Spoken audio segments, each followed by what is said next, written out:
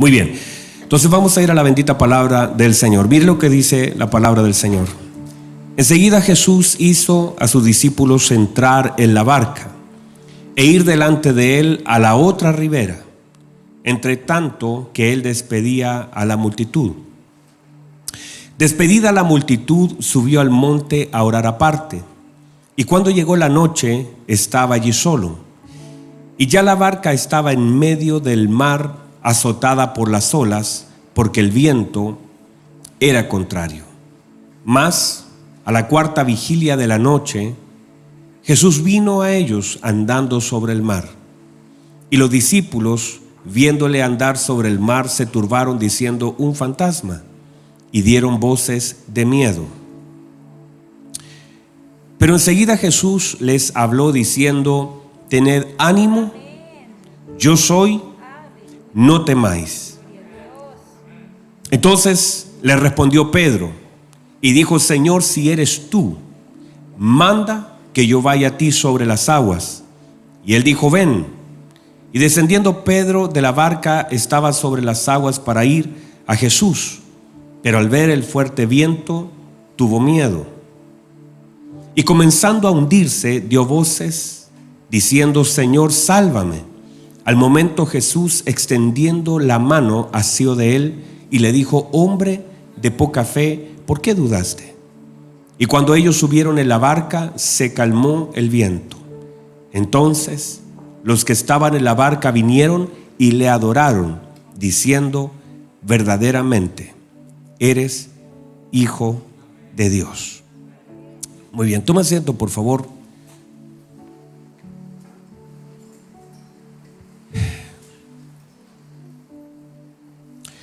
Hace un par de semanas hemos comenzado a hablar acerca de estos pasajes, que la idea, y cuando repito algunas cositas, tienen el fin de que nos ubiquemos donde estamos. La única razón es esa. Aquellos que por primera vez o segunda vez o a través de las redes sociales conectan, la idea es que podamos saber dónde estamos. No es que no tenga algo nuevo que decir, porque lo tenemos, solamente que es ubicarnos.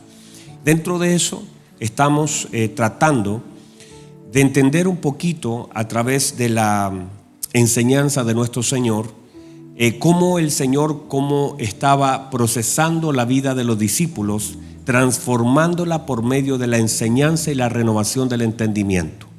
Para eso el Señor tenía que involucrarlos en ciertos procesos y sucesos necesarios, donde el Señor pudiera no solamente mostrar su gloria, sino entregar enseñanzas necesarias, impactantes, que quedaran grabadas en la vida de ellos. De hecho, entre más impactante, más grabado queda. Es profundo el impacto que genera, entonces la marca en la mente queda mucho más grabada. Entonces las enseñanzas del Señor en relación a los discípulos, ¿por qué? Porque entendamos que los discípulos vienen de una cultura, nacieron en la cultura judía. Hablarle a ellos de la fe era algo que ellos conocían, hablar de la oración, hablar del amor, cosas que ellos conocían. Los mandamientos ellos lo conocían. El Señor le hace la pregunta a aquel joven rico y le dice: tienes que cumplir los mandamientos. Él dice: yo todo lo he cumplido. Y básicamente la gente trataba de cumplir. Ahora, en ese cumplir habían algunas cosas que se iban perdiendo. El sentido de lo que hacía se comenzaba a perder. Y a veces, de vez en cuando, hay que revisar lo que hacemos, porque podríamos estar también perdiendo el sentido de lo que hacemos. Entonces uno, como hijo del Señor, cada cierto tiempo tiene que ir revisando lo que hace. Vamos, alguien dígame eso. A veces comenzamos, uno podría predicar toda la vida, pero perder el sentido, la honra, el lugar que tiene la predicación. Entonces uno, ¿qué tiene que hacer? Comenzar a revisar el sentido de lo que hace, el por qué lo hago, el cómo lo estoy haciendo, el en qué momento, mire por favor, en qué momento me perdí en las cosas que hago. Hay quien, por ejemplo, podría comenzar a servir con alegría y terminar a los meses siendo el servicio una carga. Hay quien, por ejemplo, podría predicar al Señor con pasión y al tiempo en realidad darse cuenta que lo hace solamente por costumbre y por obligación. Entonces uno en la vida, como un hijo del Señor, tiene que comenzar a revisar. Hay quien considera una honra servir al Señor, pero al tiempo podría sentirlo una carga. Cuando uno no empieza a revisar las cosas que hace, uno comienza a distorsionar el hacer. Por eso es tan importante comenzar a revisar el por qué vengo. De hecho, algunos cuando llegaron al Señor, llegaron incluso a este lugar, de pronto alguien pueda decir, qué bueno, llegué a mi iglesia, estoy en mi casa, pero luego al tiempo decir que no me gustan las sillas, no me gusta el sonido, no me gusta nada, porque se perdió en el camino. Eso pasa en el matrimonio, eso pasa con los hijos. Eso usted ve a papitos que sacan fotos, selfies, oran por sus hijos, mil cosas, y al tiempo esos mismos hijos que están en la foto de sus portadas son niños abandonados. Entonces el tema es en sí, no es solamente el comenzar a hacer algo, sino el permanecer haciéndolo con la motivación correcta.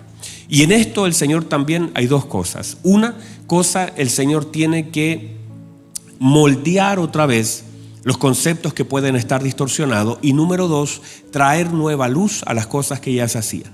Son dos cosas. Una cosa es tratar de poder traerlos a hacer lo correcto, y otra cosa es sumar a lo que ellos ya saben. Cuando hablamos de la fe, toda la gente podría hablar de la fe. De hecho, cualquier persona aquí podría definir la fe de acuerdo a lo que entiende, y no está mal. Pero por supuesto que en el Señor hay siempre un poquito más de luz. La luz se va incrementando, y en la medida que la luz se va incrementando, las medidas de luz se incrementan, la medida de entendimiento aumentan. Entonces, todo lo que es luz en la palabra, ¿verdad? La luz trae entendimiento. Y cada vez que nosotros vamos siendo, por la gracia del Señor, iluminados por la palabra del Señor, lámpara es a mis pies tu palabra, la palabra de Dios emite luz. La palabra del Señor emite luz. Esa luz hace que las tinieblas retrocedan y cosas que estaban ocultas comienzan a aparecer. La luz se comienza a incrementar, el entendimiento comienza a crecer. Entonces, cuando nosotros vemos estos pasajes que hemos comenzado a hablar acerca de este barco donde ellos van, hemos comenzado a notar, y por eso los traje hasta este punto, de la importancia del trabajo que el Señor tiene que hacer en la fe de ellos. Y allí entonces, la semana pasada hablamos acerca, por ejemplo, de cosas tan importantes como los enemigos de la fe en este pasaje. Yo me centré solo en este pasaje, considerando que estoy predicando y traté de centrarme. Hay otros enemigos en diferentes pasajes, pero en este pasaje hablamos de 5 enemigos de la fe. Entre ellos hablamos del tiempo como un enemigo de la fe. No es que el tiempo sea malo, pero el tiempo, cuando no se aprovecha, no se entiende, cuando no está sujeto a la voluntad de Dios, el tiempo podría ser un enemigo de la fe. De hecho, entre más el Señor se demoraba en llegar donde estaban ellos, menos fe ellos tenían, porque el tiempo es una medida. Abraham era el padre de la fe, pero intervino a mitad de tiempo en una promesa y la dañó. Entonces, entender que muchas veces nosotros queremos intervenir porque el tiempo, o sea, usted le dicen algo y el tiempo que espera entre lo que se dice y sucede es un atentado contra la fe cuando no tenemos una fe firme y sólida. En el caso, por ejemplo, de Josué y Caleb, el tiempo no fue un problema. Ellos habían visto y sostuvieron lo que vieron en el tiempo. En el tiempo de Josué y Caleb, ellos vieron algo, y eso que vieron les duró 40 años porque tenían una promesa. Y el Señor habló y dijo: a mi siervo Josué y Caleb los voy a meter. Y ellos sostuvieron eso, no reclamaron. Usted no los ve a mitad reclamando por lo que estaban viviendo, sino esperando lo que el Señor había dicho. Así que de alguna forma el tiempo no es un enemigo cuando se tiene una convicción.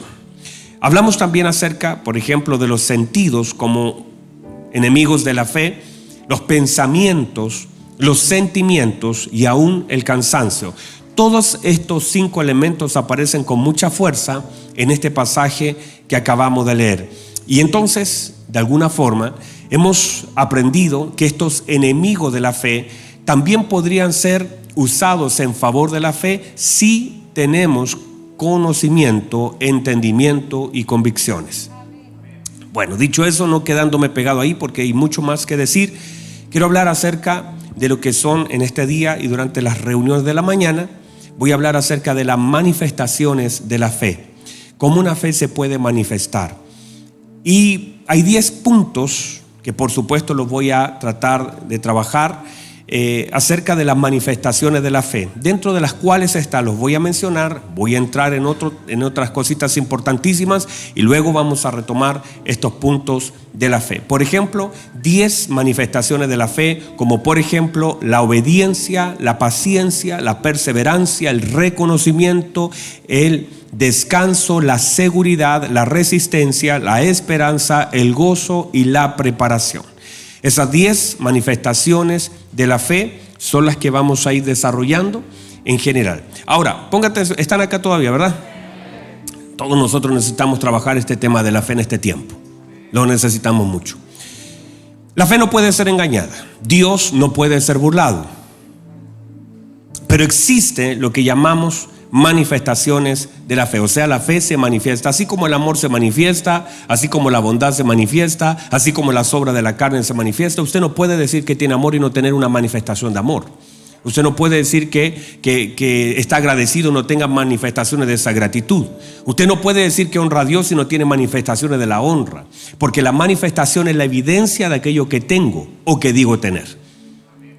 Por eso alguien podría decir: no, yo no estoy enojado, y manifestar su enojo, porque el enojo se va a manifestar. Es como cuando usted le dice: estás triste, y usted ve que el otro está llorando. La pregunta casi está de más, ¿verdad? Y del otro lado te dicen: no estoy triste, y están con lágrimas.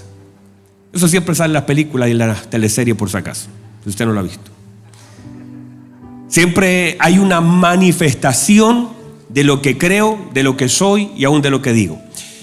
Note por favor que la fe, el apóstol Pablo, hablando a Timoteo, en primera de Timoteo y en segunda de Timoteo, en primera de Timoteo 1:5, dice esto: pues el propósito de este mandamiento es el amor. ¿Cuál es el propósito de ese mandamiento que él estaba dando? Es el amor, nacido, porque el amor nace de un corazón limpio y de buena conciencia y de fe no fingida. Atención a eso. Segunda de Timoteo 1:5 dice: trayendo a memoria la fe no fingida que hay en ti. ¿La fe qué? La fe, perdón, ¿cómo es la fe?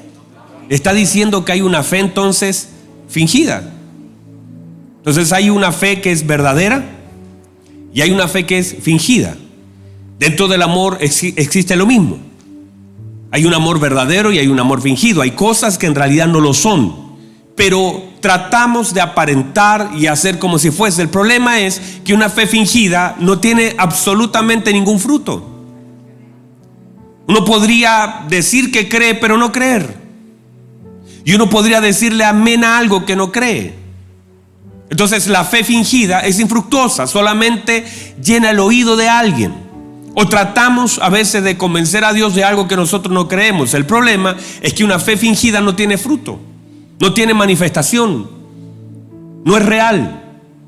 Entonces uno podría cantar, uno podría decir: Señor, yo confío en ti, pero en la práctica eso es una fe fingida, porque el Señor conoce lo profundo de nuestro corazón.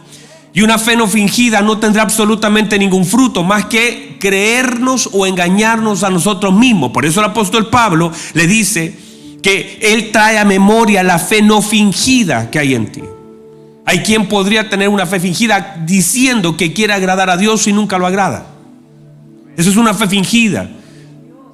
Diciendo que creo en el Señor y no confío. Diciéndole a la gente: no, si yo voy a confiar en el Señor, pero en el momento de la prueba te hundes. Cuando tienes que creer no lo haces. Cuando tienes que hacer algo, entonces no lo haces. ¿Por qué? Porque hay una fe fingida. Por eso es lo que dice el apóstol. Dice que hay una fe fingida. Esta fe fingida no es real. Suena bien, se puede cantar, se puede adorar. Una fe fingida se puede expresar, se puede predicar, pero finalmente ni agrada a Dios ni tiene fruto en la vida del hombre. Pero una fe real, lo primero de una fe real es que al ser probada se mantiene consistente. Ay, alguien diga amén. Al ser probada se mantiene consistente. Una fe real soporta las pruebas, porque la prueba solamente viene a manifestar esa fe que es consistente, que es real, que es genuina. Una fe verdadera es la que agrada a Dios, no la que intenta que Dios haga lo que yo quiero, sino la que intenta agradar a Dios en lo que hace. Una fe fingida solamente intenta llenar un vacío, un espacio del hombre.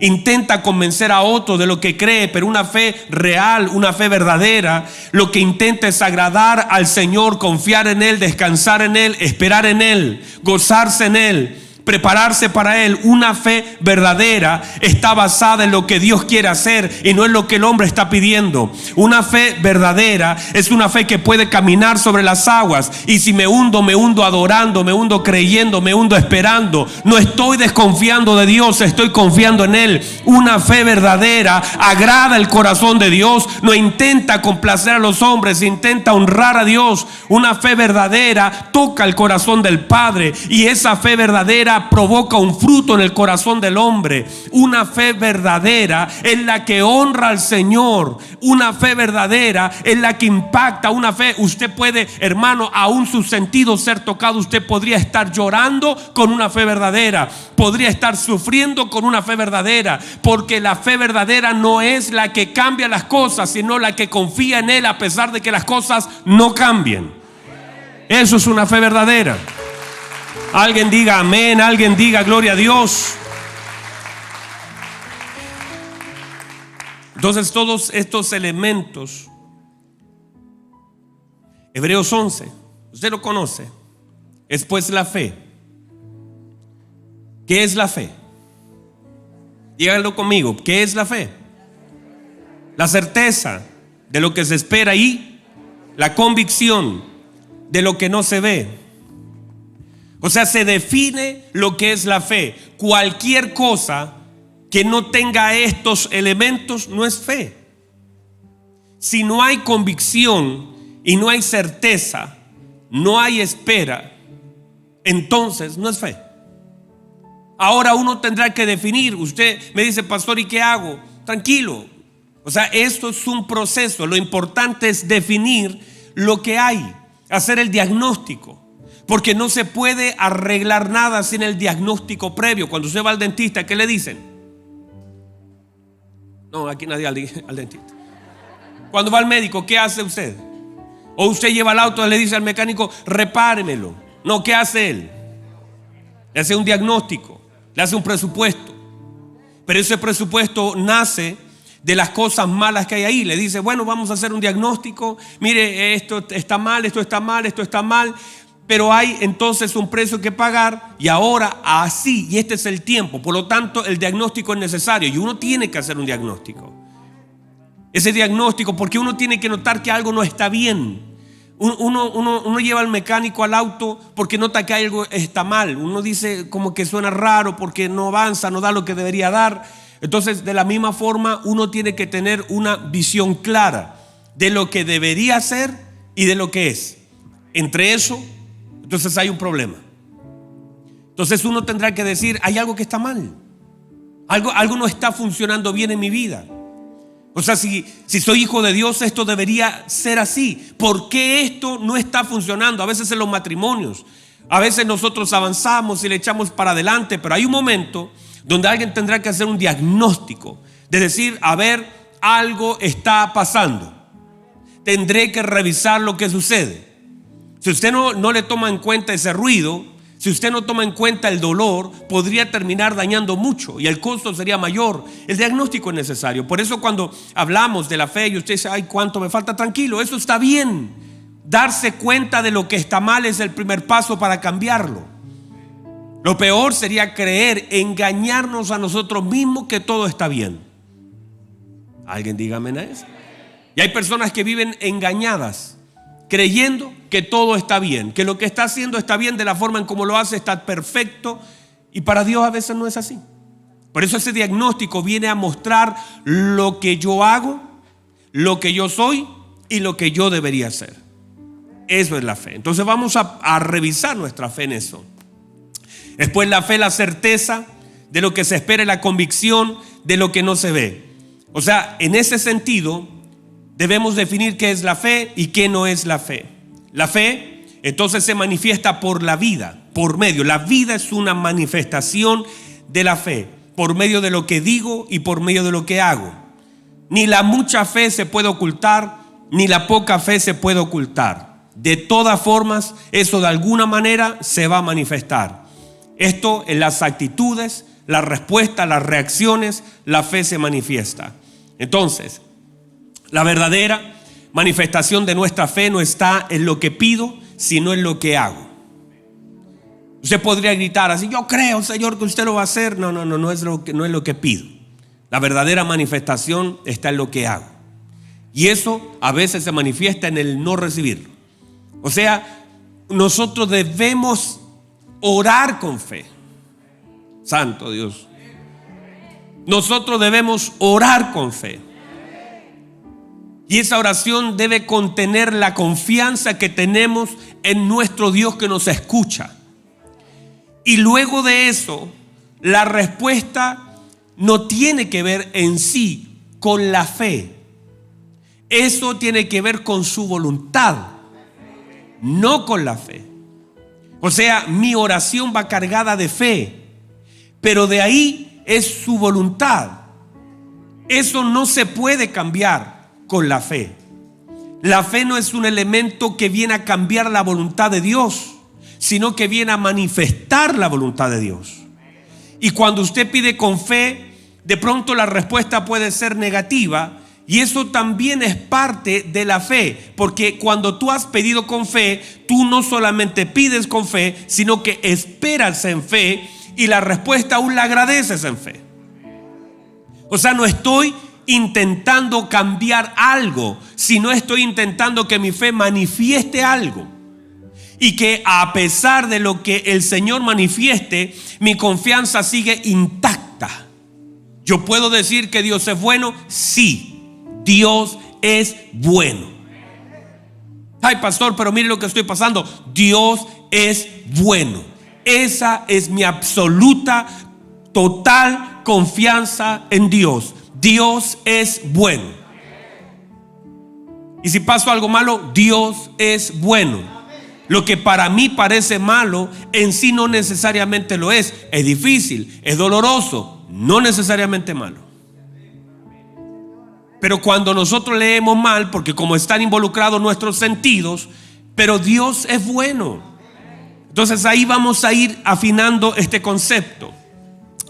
Esta victoria del mismo infierno es generar duda en el corazón del creyente. Mire, el infierno no gana cuando usted pierde su auto.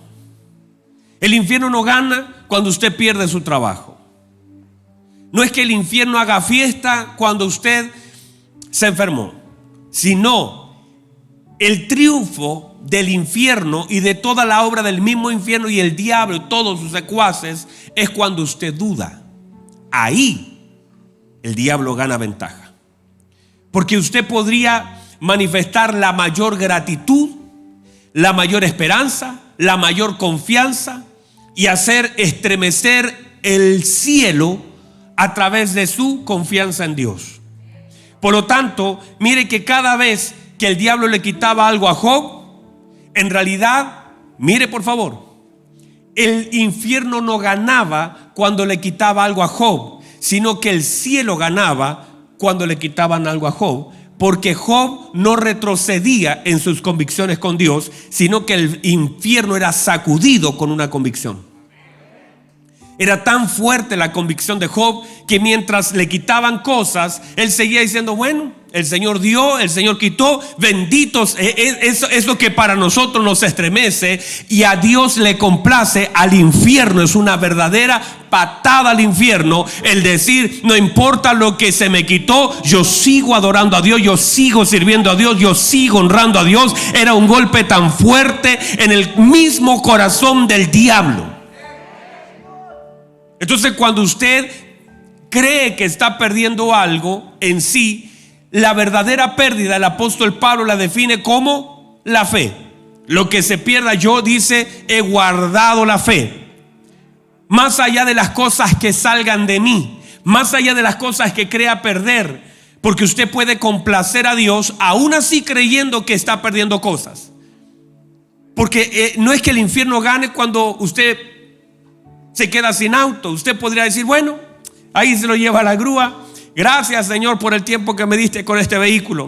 no lo pude pagar, las cosas se complicaron. Pero bueno, gracias Señor por ese vehículo, gracias Señor por el tiempo que usted me dio. Ahora venga el bendito metro, me voy a subir a ese metro, bendito sea el nombre del Señor. Me voy en metro, me voy caminando, me voy en bicicleta. Eso no va a dañar mi fe, eso no afecta lo que creo. Dios es bueno. Cuando me subo al auto, Dios es bueno. Cuando camino, Dios es bueno. Vamos, alguien diga amén, diga gloria a Dios. Entonces eso nos lleva de una forma a mirar las cosas desde otra manera, porque uno tiene que disfrutar las cosas cuando las tiene. Por eso se nos dice que no amemos al mundo ni las cosas que en él hay, porque podríamos estar teniendo un amor, hermano, a las cosas del mundo. Las cosas del mundo se pueden usar, pero no se deben amar. Las cosas del mundo son provechosas en la medida que cumplen un propósito en mi vida, pero si se meten en mi corazón, es mejor que alguien las saque de ahí. Así que no meta ni la empresa, saque cosas, revise cosas de su corazón, que a veces simplemente cuando usted las pierde, ay, cómo duele, cuando, ay, era tan buena esa casa, era tan bueno ese lugar, estaba metido en el corazón. Pero si están fuera no hay problema, las podemos usar. Y mire que yo disfruto este bendito iPad, lo disfruto, pero me lo han robado un par de veces. Si no lo tengo, no hay problema. Disfruto el auto. Pastor, ¿y usted ha pensado alto y bajo? De todo, hermanos. No tengo problema con las cosas. Mientras las cosas le demos el uso correcto, no hay problema con ellas. Y mientras las cosas no se metan en tu corazón, está todo bien. El problema es cuando las cosas comienzan a gobernar la posición en el trabajo, los recursos, el banco, y comienzas a confiar en las cosas, en el dinero, comienzas a confiar en tus habilidades. Todas esas cosas pueden ser usadas, pero no pueden ser metidas en el corazón. A veces hay retrasos que nosotros mismos le damos intencionalmente porque queremos terminar algo, y justamente se retrasa porque está tan metido en el corazón, y el Señor tiene que separarte de algunas cosas que amas. Cosas que no puedes terminar. Hay gente que está, hermano, tratando de terminar una carrera por 10 años. La tenía tan metida, pero de pronto hay cosas que suceden porque intenta también el mismo Señor ayudarnos a entender las cosas que solo son eso, cosas. Solo es un trabajo. Entonces, por supuesto que el infierno triunfa cuando deposita una duda. Ahí hay un triunfo del mismo infierno. Hombre de poca fe, ¿por qué dudaste? Esa es, mire por favor, Pedro manifiesta esa poca fe por muchas razones que vamos a examinar. Sin embargo, esa es la pregunta que tenemos que responder. Esa pregunta, el por qué dudaste, es lo que Pedro tiene, porque es una pregunta intencional.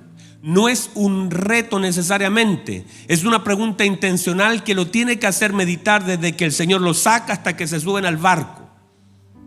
Y uno tendrá que definir el por qué dudé. Diga conmigo, dudar. Están acá todavía, tienen sueño, están cansados. Mire que nos queda harto. Dudar. ¿Qué es dudar? Es la falta de seguridad, es vacilar, es no tener decisiones firmes, desconfiar. Eso es lo que es la palabra dudar ahí en su contexto. La falta de convicción es comenzar el camino hacia la dirección correcta y desviarla en medio de él.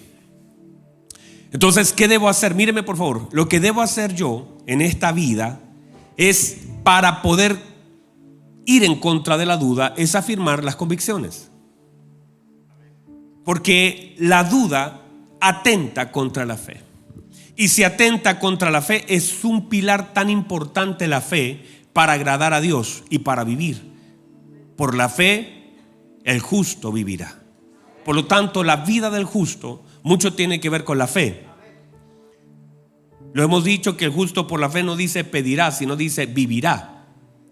Y ahí está donde todos esos elementos que vienen como a dañar la fe. Por eso Habacuc no tiene rollos. Y ayer me recuerdo que tocaba ese punto. Habacuc no tiene rollos con aquellas cosas que no ve, porque Habacuc está mirando ese corral y dice, bueno, puede que no haya ovejas en los corrales.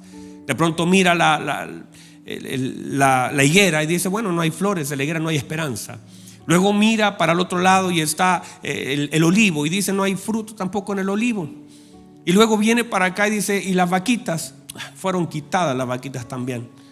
Entonces uno ve a Habacuc que está mirando todo lo que hay y se da cuenta que no hay nada. Y ahora Habacuc dice, bueno, con todo. Pero mire lo que dice, él dice con todo, no dice con nada. Él podría decir con nada porque no tiene nada, pero él dice con todo. ¿Con todo qué? Yo me voy a alegrar. ¿Por qué? ¿Por qué él se puede alegrar? Porque ¿cómo te vas a alegrar si no ves nada? Lo que pasa es que él había dicho que por la fe el justo vivirá.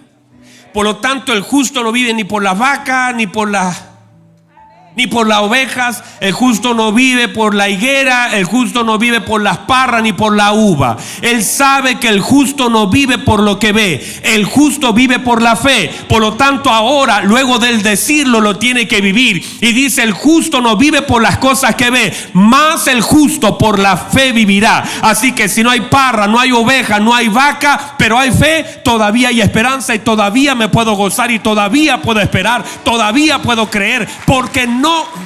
Ay, alguien dígame, por favor. El justo por la fe vivirá. Y por eso él dice, el Señor hace mis pies como de siervas y en las alturas me hace andar. Entonces el tema no es, porque mire por favor, la persona que vive por lo que ve, entonces camina por lo que ve y hace las cosas de acuerdo a lo que ve y tiene. Pero Habacuc dice, tengo claro lo que no hay, pero tengo claro lo que Dios me ha dado.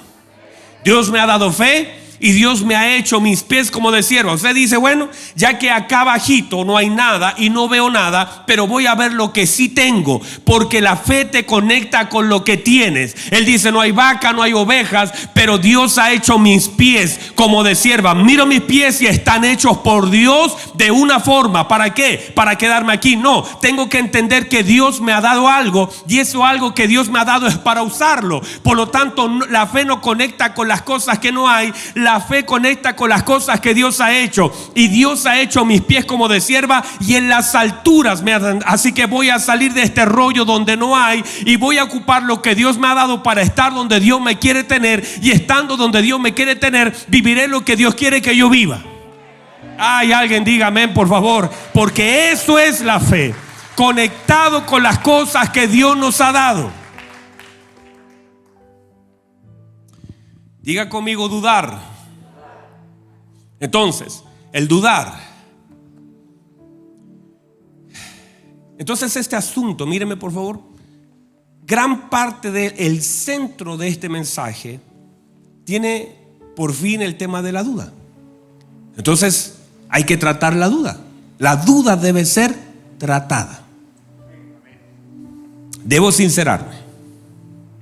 Debo revisar cuáles son mis convicciones y dónde se enciende la duda en medio de esas convicciones. Por ejemplo, yo puse aquí un par de cositas. Esto yo lo definí yo, Abel Palma, Mendoza. Yo lo definí, yo, Abel Palma. La mañana escribí, dije voy a escribir lo que yo creo. Yo creo en la existencia de Dios. Pastor, media creencia. Parece que fome eso, pero mire, yo estuve pensando y dije, a ver, ¿por qué creo en Dios? Voy a revisarme. Porque mire, la ciencia hace todo su esfuerzo para que no creamos en Él. A los niños lo programan de chiquitito para que no crean y le meten el rollo de la evolución. Y empiezan a tratar de distorsionar la mente de ellos. Pero entonces uno tendrá que definir, y por favor haga esta definición en su vida. ¿Por qué cree en Dios? ¿Por razones científicas? ¿Cree en Dios porque hay un pastor que le dijo que había que creer? ¿Porque usted nació en un lugar donde se cree en Dios? ¿Por qué cree en Dios? Y uno tendrá que definirlo. Creo absolutamente, míreme, en la bendita palabra de Dios. No, se levanta un montón de gente a decir, no, esto no es, esto lo interviene. Yo creo en la palabra de Dios, absoluta y totalmente. Y que esto que leo, lo dijo mi Señor. Y que esas profecías que hay ahí, el Señor las inspiró. Yo creo en la palabra de Dios. Y si lo dice, yo lo creo con todo mi corazón. Yo creo en la obra del Señor Jesucristo. Creo en su venida, creo en su muerte, creo en su resurrección y creo en su perdón. Absolutamente. Es lo que yo creo. Creo que vendrá por mí y por todos mis compañeros. Yo creo que un día seremos arrebatados. No tengo claro cuándo, no sé si antes, en medio, después de las cosas, pero creo. Cuando sea voy a hacerlo. Creo en el amor de Dios. Yo creo que Él me ama. Ay, santo Dios. Yo creo que Dios me ama. Y no tiene que demostrármelo, porque ya me lo demostró. Lo creo, pero absolutamente. Yo creo que Él me ama. Creo en la soberanía de Dios y creo en la manifestación de su voluntad. Y creo también en la obra del Espíritu Santo, y aquí tengo muchas otras cosas de las cuales creo. Ahora, definiendo lo que yo creo, el diablo atentará acerca de lo que yo creo, intentando generar una duda. Eso es. O sea, él va a tratar de sembrar una duda en relación a lo que crees. Por eso, lo que usted cree tiene que estar sustentado, tiene que estar pensado y tiene que estar integrado, para que cuando vengan las cosas, todo lo que usted cree no sea sacudido, sino que usted puede estar viviendo lo peor que usted podría vivir, y las cosas que usted no espera que pasen podrían pasar, y aún así usted está diciendo: Señor, yo creo absoluta y totalmente en su amor. Usted me ama. Que yo viva lo que estoy viviendo no hace dudar que usted me ama.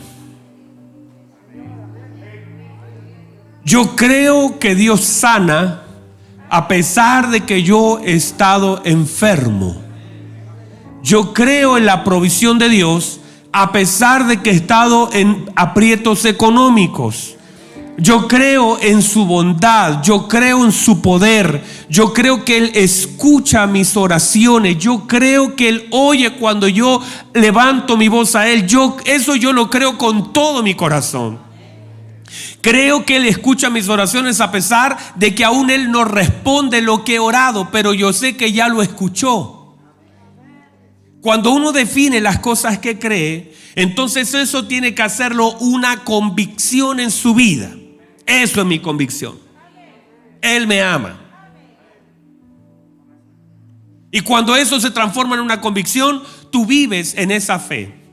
Entonces ahora la barca se está sacudiendo y yo digo: bueno, se sacudirá un poco y tal vez nos hundiremos y tal vez me ahogaré. Bueno, da lo mismo. Si aquí llegó, llegó.